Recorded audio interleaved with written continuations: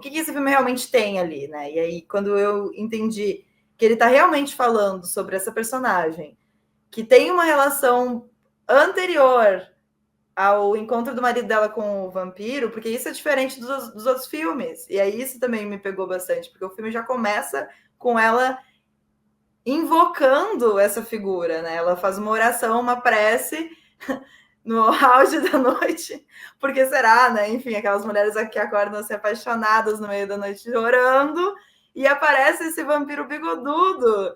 E aí eu fiquei pensando muito sobre isso, assim, que coisa incrível, porque daí ele vem para ela antes dele aparecer para o marido. E aí ela já conhece ele antes de todo mundo, né? Então eles têm uma relação que é de muita proximidade, de muita intimidade. Então, eu já não quero dar spoiler, porque a gente já conversou sobre isso, né, Alexandre? Mas assim, essa mulher conhece esse amante. E eu acho que isso muda toda a relação da história, porque nos outros filmes não é isso que acontece. Nos outros filmes eles acabam se encontrando lá no final, e aí eles não se conhecem, tem aquele desejo dele por ela. E aqui não, a gente passa o filme inteiro tentando entender se ela deseja ficar com o vampiro ou não, se ela controla a situação ou não, se ela tá sendo maliciosa, quem é essa mulher afinal de contas. E eu acho que essa ambivalência da personagem feminina é algo assim interessantíssimo nesse filme, que os outros filmes acabam não conseguindo construir, sabe? E esse dado eu acho que é realmente um dos mais fundamentais da estrutura do filme, assim, né? O desenvolvimento da Ellie, né? Eu diria que esse filme, é difícil comparar, né? Esse filme, diferente de todos os outros filmes do Nosferatu, ele é centrado na figura da Ellie, né? Mais do que na figura do Hunter, que nos outros filmes ele é o principal. Nesse é mais ela, né? E desenvolve muito a partir da corporalidade da personagem, né? Tanto na questão, assim, realmente eu acho que entra um pouco na questão da solidão dela, mas que acaba sendo uma espécie de uma reflexão sobre a solidão da mulher, né? Pensando também no século XIX, mas daria para estender o debate até a contemporaneidade, na questão do desenvolvimento da sexualidade dela, né? E isso são coisas que vão, ao longo do filme, vão crescendo, né? Principalmente a questão da sexualidade, isso vai crescendo ao longo do filme até que vai tendo alguns áudios dela quando tem aquela relação lá com o Hunter, que ela usa o Orlok para provocá-lo, né? Aquilo é muito intrigante, assim, até pensando no que você falou, né, que a gente fica tentando entender até que ponto ela tem uma intencionalidade com aquilo, até que ponto aquilo é uma coisa que, digamos, ela não controla, ou até que ponto aquilo é uma espécie de uma influência que está solta, né? Que ela não tem o que fazer com relação àquilo, ou até que ponto tem a ver com um pouco da relação da solidão dela com ela mesma e dela com a sociedade, né?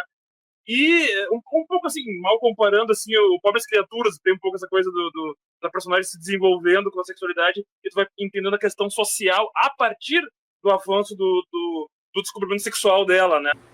Ele falou do livro, né? O livro, quando ele foi lançado, ele foi muito polêmico, porque pro padrão do século XIX, ele era um livro bastante ousado nas temáticas da sexualidade, porque o vampirismo é uma analogia à sexualidade. Então, assim, o vampiro que entra no quarto da donzela e penetra ela com as presas e sai o sangue, né? Toda uma analogia ao ato sexual, assim. E ele foi considerado pornográfico na Inglaterra do século XIX. Então tem aquela adaptação do livro que o Coppola faz, que muita gente criticava, assim, que adicionou algumas modernidades, mas ele pegou o espírito do livro e fez isso nos anos 90. O espírito era esse, era um livro ousado, sensual, né? Ele tinha uma sexualidade assim, pujante no livro, que depois no cinema dos anos 20, que daí mostrar a imagem é diferente do descrever, né? Fazer essas alegorias descrevendo é muito mais fácil do que fazer na imagem. Mas isso já tinha. Por isso que eu falei, acho que ele recuperou muita coisa, ele pegou muita coisa do livro junto.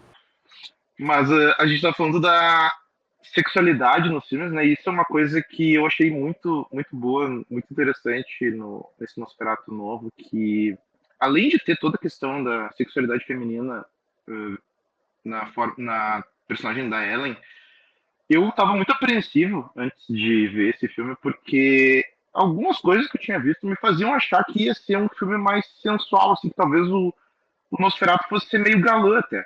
E não que ele não seja. Não que ele não seja.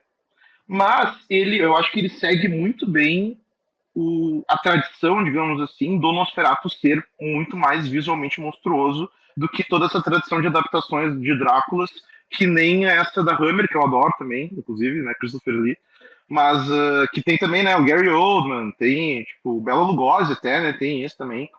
E, e eu acho que daí tá, eu vi, começou a aparecer lá o design visual da criatura do Nosferatu e tal, ótimo, maravilhoso, assim, muito repugnante em vários momentos.